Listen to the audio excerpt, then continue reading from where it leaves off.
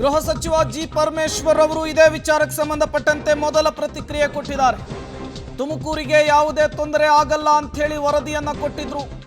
ವರದಿ ಬಂದ ಬಳಿಕವೇ ಕಾಮಗಾರಿಯನ್ನ ನಾವು ಶುರು ಮಾಡಿದ್ದೇವೆ. ಇದನ್ನ ಬಿಜೆಪಿ ಶಾಸಕರು ಕೂಡ ಒಪ್ಪಿಕೊಂಡಿದ್ರು ಅಂತ ಹೇಳಿದ್ದಾರೆ. ಹೇಮಾವತಿ ಕೆನಾಲ್ ಲಿಂಕ್ ಅನ್ನು ವಿರೋಧಿಸಿ ತುಮಕೂರಿನಲ್ಲಿ ರೈತರು ನಡೆಸ್ತಾ ಇರುವಂತಹ ಪ್ರೊಟೆಸ್ಟ್ ವಿಚಾರಕ್ಕೆ ಗೃಹ ಸಚಿವರು, ತುಮಕೂರು ಜಿಲ್ಲಾ ಉಸ್ತುವಾರಿ ಸಚಿವರು ಆಗಿರುವಂತಹ ಜಿ ಪರಮೇಶ್ವರ್ ತಮ್ಮ ಮೊದಲ ಪ್ರತಿಕ್ರಿಯೆ ಕೊಟ್ಟಿದ್ದು ಹೀಗೆ. ಅದನ್ನು ರಿಪೋರ್ಟ್ ತೊಗೊಂಡು ಹೇಳ್ತೀನಿ. ಯಾಕೆಂದರೆ ನಿನ್ನೆಯಿಂದನೂ ಕೂಡ ಅದು ನಡೆದಿದೆ. ಎಕ್ಸ್ಪ್ರೆಸ್ ಕೆನಾಲ್ ಬಗ್ಗೆ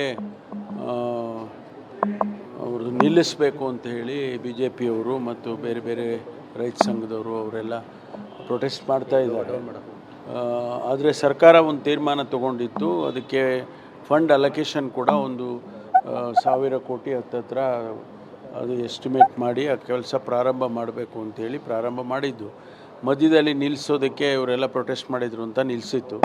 ಆದರೂ ಕೂಡ ಒಂದು ಟೆಕ್ನಿಕಲ್ ಕಮಿಟಿ ಮಾಡಿ ಆ ಕಮಿಟಿಯವರು ಕೂಡ ವರದಿ ಕೊಟ್ಟು ಇಲ್ಲ ಇದು ಮಾಡ್ಬೋದು, ಟೆಕ್ನಿಕಲಿ ಯಾವುದೇ ತೊಂದರೆ ಆಗೋದಿಲ್ಲ ಅಂತ ವರದಿ ಬಂದ ಮೇಲೆ ಕೆಲಸ ಪ್ರಾರಂಭ ಮಾಡೋದಕ್ಕೆ ಆದೇಶ ಕೊಟ್ಟಿತ್ತು. ಈಗ ಮತ್ತೆ ಅವರು ಪ್ರೊಟೆಸ್ಟ್ ಮಾಡಿದ್ದಾರೆ. ಅದನ್ನು ನಾನೀಗ ಏನು ವರದಿ ತೊಗೊಂಡು ಆನಂತರ ತಿಳಿಸ್ತೀನಿ. ತುಮಕೂರಿಗೆ ಪ್ರಾಬ್ಲಮ್ ಆಗಲ್ಲ, ಇಲ್ಲ ಟೆಕ್ನಿಕಲಿ ಆಗೋದಿಲ್ಲ ಅಂತ ವರದಿ ಕೊಟ್ಟಿದ್ದಾರೆ. ಆ ಆಧಾರದ ಮೇಲೆ ನಾವು ಮುಂದುವರೆದಿದ್ದು. ಒಂದು ವೇಳೆ ಅದು ತೊಂದರೆ ಆಗುತ್ತೆ ಅನ್ನೋಗಿದ್ದರೆ ಖಂಡಿತವಾಗಿ ಮಾಡ್ತಾ ಇರಲಿಲ್ಲ.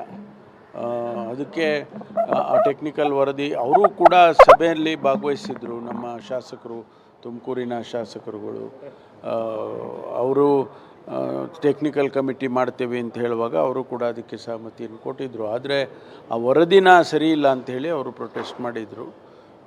ಈಗಲೂ ಕೂಡ ಅದನ್ನು ನಿಲ್ಲಿಸಬೇಕು ಅಂತ ಮಾಡ್ತಿದ್ದಾರೆ. ಅದರ ಬಗ್ಗೆ ನಾವು ಏನು ಮುಂದೆ ಏನು ಮಾಡಬೇಕು ಅನ್ನೋದನ್ನು ನೋಡ್ತೀವಿ. ತುಮಕೂರು ರಾಜಕಾರಣಿಗಳು ಇಚ್ಛಾಶಕ್ತಿ ಪ್ರದರ್ಶನ ಮಾಡಬೇಕು ಅಂತ ಮಲ್ಸನ್ರದ್ ಬಳಿ. ಇದು ಜಿ ಪರಮೇಶ್ವರ್ ಅವರ ಮೊದಲ ಪ್ರತಿಕ್ರಿಯೆ ರೈತರು ನಡೆಸ್ತಾ ಇರುವಂತಹ ಹೋರಾಟದ ವಿಚಾರಕ್ಕೆ. ಮೊದಲು ಇವರು ಕೂಡ ವಿರೋಧವನ್ನು ವ್ಯಕ್ತಪಡಿಸಿದ್ರು ಈ ಯೋಜನೆಯನ್ನ. ಅದಾದ ಮೇಲೆ ಸರ್ಕಾರ ಒಂದು ಸಭೆಯನ್ನು ನಡೆಸಿ ತುಮಕೂರಿನ ಜನರಿಗೆ ನೀರಿನ ಅಭಾವ ಆಗಲ್ಲ ಅನ್ನುವಂತಹ ಒಂದು ವರದಿಯನ್ನು ಕೊಟ್ಟಿತ್ತು. ಅದಾದ ಮೇಲೆ ನಾವು ಈ ಯೋಜನೆಗೆ ಒಪ್ಪಿಕೊಂಡಿದ್ದು ಅನ್ನುವಂತಹ ಮಾತನ್ನ ಈಗ ಗೃಹ ಸಚಿವರು ತಿಳಿಸಿದ್ದಾರೆ.